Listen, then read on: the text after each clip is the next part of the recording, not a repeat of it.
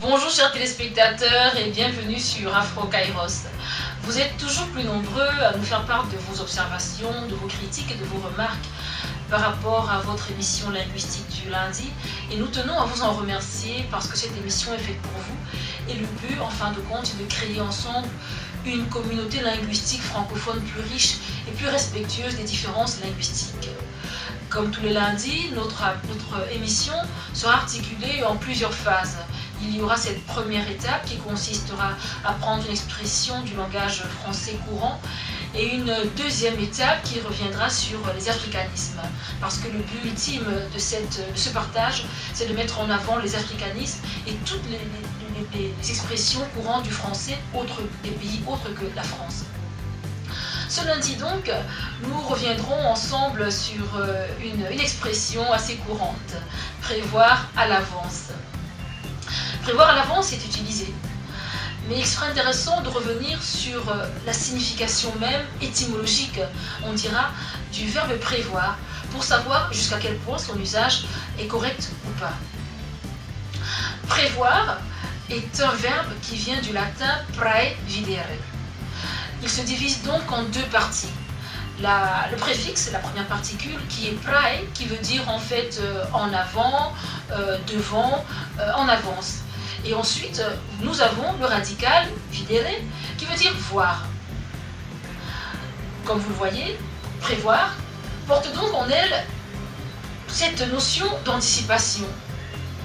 Seulement, à l'usage, lorsque nous disons prévoir à l'avance, c'est la même chose que lorsque nous disons sortir dehors, monter en haut ou descendre en bas.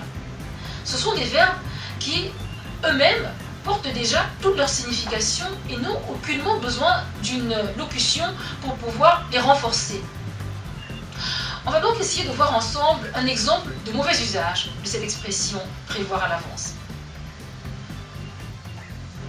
Concernant le mauvais usage de l'expression prévoir à l'avance, on prendra un exemple historique assez intéressant.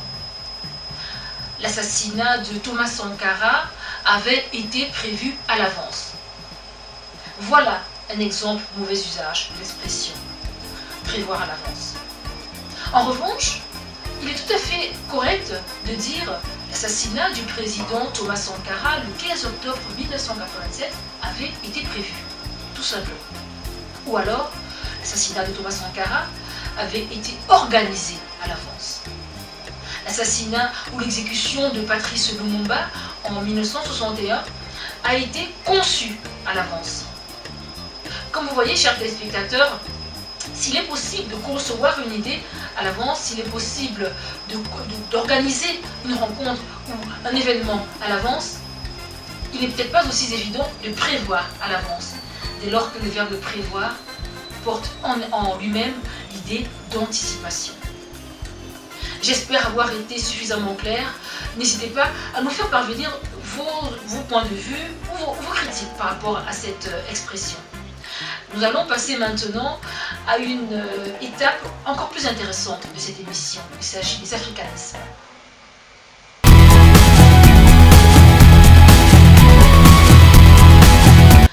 Dans notre quête des africanismes de ce jour, nous allons visiter une terre africaine très chaleureuse. Il s'agit du pays de la tchéké, du pays de la loco, de la sauce graine. Vous l'avez compris, chers téléspectateurs, il s'agit de la Côte d'Ivoire. Nous allons visiter le pays d'Houphouët-Boigny et d'Alpha Blondy à travers un adjectif très enrichissant. Il s'agit de gaou.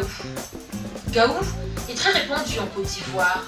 Cet adjectif est utilisé pour faire allusion à une personne naïve, une personne quelque peu sotte, une personne crédule.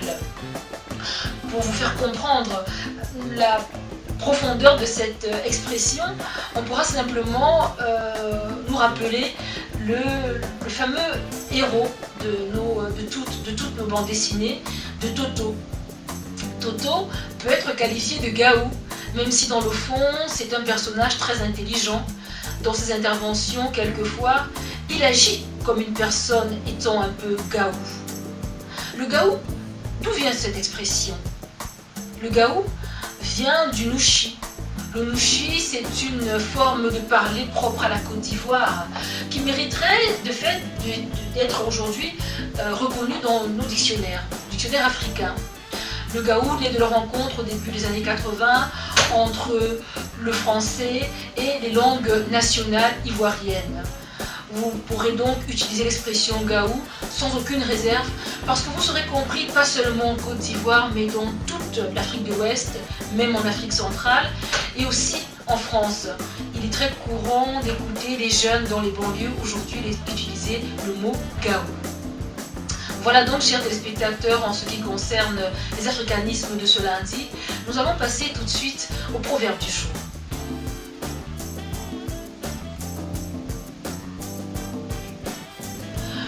Le proverbe africain de ce jour nous conduit au Mali. Au Mali, on dit qu'un vieillard assis voit plus loin qu'un jeune debout. Qu'est-ce qu'on veut dire par là? La sagesse malienne nous invite simplement à montrer beaucoup plus de respect et être très attentif à ce que nous écoutons des personnes âgées. Elle nous invite également à tenir en compte l'importance de l'expérience dans tout ce que nous entreprenons. L'expérience s'acquiert avec le temps, l'expérience s'acquiert avec la patience. C'est donc tout pour aujourd'hui, chers téléspectateurs. Merci à tous pour votre attention. Nous vous remercions pour vos critiques, pour vos observations, pour vos remarques. Merci particulièrement à ceux qui nous suivent depuis Fort-de-France. Rendez-vous lundi prochain, même heure, même chaîne.